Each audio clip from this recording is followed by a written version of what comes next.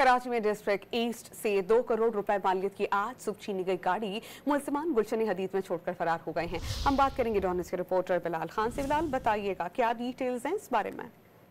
जी बिल्कुल, देखिए कराची में जराइम पेश अफराद एक बार फिर सरगर्म हुए हैं। डिस्ट्रिक्ट ईस्ट से नाबालिग मुलजिमान 2 करोड़ रुपए मालियत की गाड़ी छीन कर फरार हुए थे। मुलजिमान ने कीमती गाड़ी गुलशन हदीद समारकोट छोड़कर फरार हुए हैं। पुलिस और EVLC टीम ने गाड़ी को तहवील में ले लिया है। क्रेन की मदद से गाड़ी को थाने मुंतकिल कर दिया गया है, जबकि पुलिस का ये कहना है कि मुलजिमान ने ट्रैकर बंद होते ही गाड़ी छोड़ी है, जबकि नंबर प्लेट भी गाड़ी की तब्दील कर दी गई थी। शहर में रवा साल स्ट्रीट क्राइम के साथ साथ मोटरसाइकिल लिफ्टिंग और कार लिफ्टिंग की वारदातों में भी तेजी देखने को मिल रही है। रोजाना की बुनियाद पर कराची की सड़कों से गाड़ियां चोरी और छीनने की वारदातें बढ़ती दिखाई दे रही है। जी बहुत शुक्रिया, आप हमें अपडेट कर रहे थे बिलाल।